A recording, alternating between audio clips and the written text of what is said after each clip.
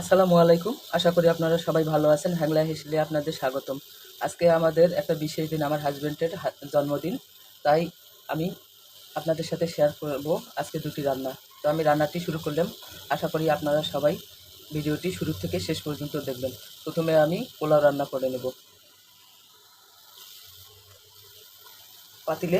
পাতিল গরম করে নিয়ে আমি তেল দিয়ে দিলাম।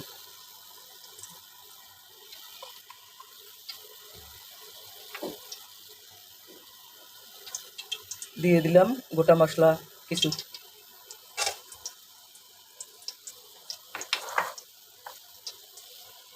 আর দিয়ে দিলাম পেঁয়াজ কুচি, 2টা তেজপাতা।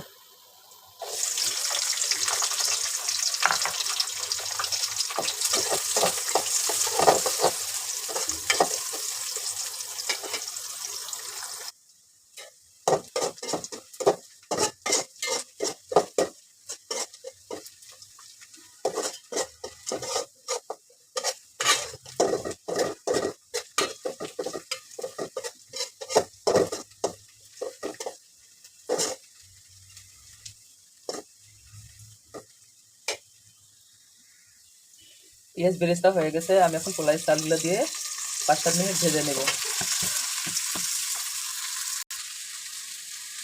দিয়ে দিলাম স্বাদ মতো লবণ।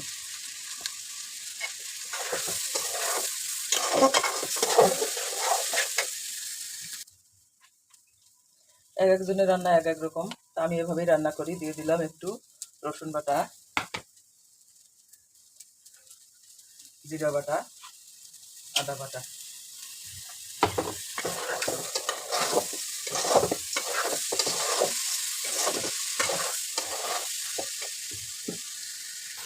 আমার চাল ভাজা হয়ে গেছে, এখন আমি দিয়ে দেবো গরম পানি।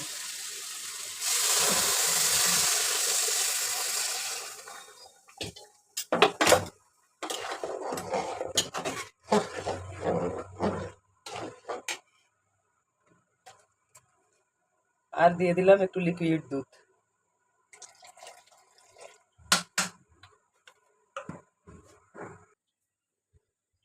দুই তিনটা কাঁচামরিচ দিয়ে দিলাম। এখন ঢেকে দেব।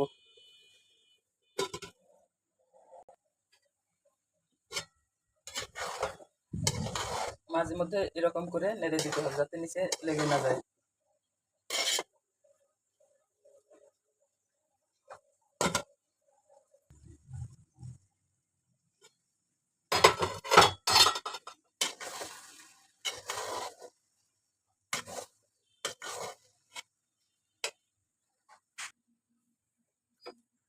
হয়ে গেল আমার পোলাও রান্না। নামানোর আগে আমি একটু ঘি দিয়ে দেব।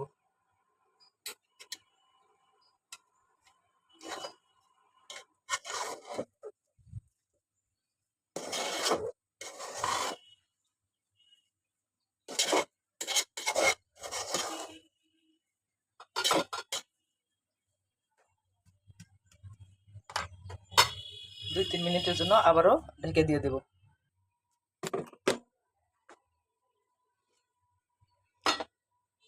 হয়ে গেল আমার ঝরঝরে আজকের পোলাও রান্না।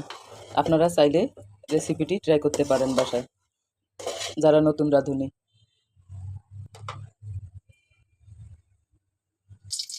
কড়াই গরম করে নিয়ে আগে থেকে তেল দেওয়া ছিল, আবার একটু তেল দিয়ে দিলাম।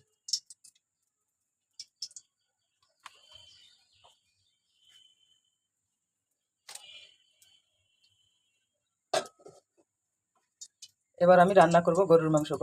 কড়াইতে তেল দিয়ে দিয়েছি, আমি এখন পেঁয়াজটা দিয়ে দিই, পেঁয়াজ এবং 2টা তেজপাতা।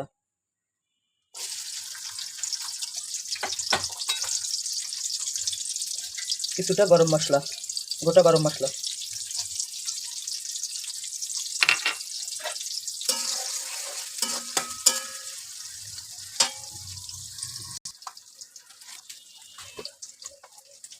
হলুদ দিয়ে দিলাম, মরিচ গুঁড়া, স্বাদ মতো লবণ, আদা বাটা, রসুন বাটা, জিরা বাটা দিয়ে দিলাম।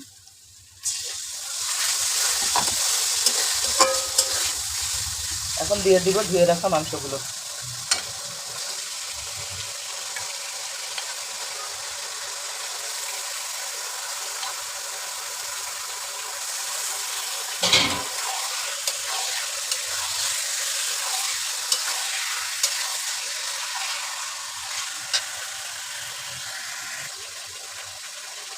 দিয়ে দিলাম আমার গাছের বোম্বাই মরিচ 3-4টা কাঁচা পাকা।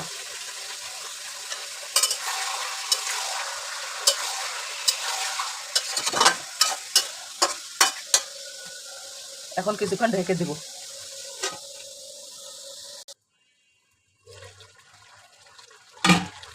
গরুর মাংসটা আমি এখন কষায় নেব।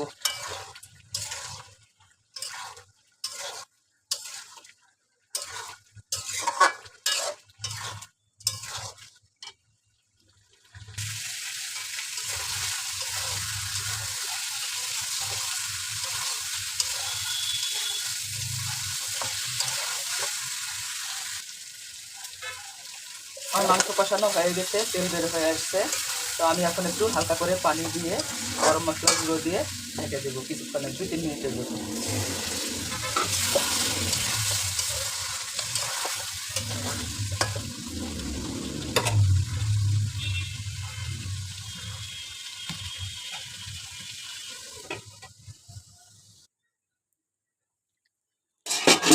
হয়ে গেছে আমার গরুর মাংস রান্না। আপনাদের সাথে আজকে শেয়ার করলাম পোলাও আর গরুর মাংস।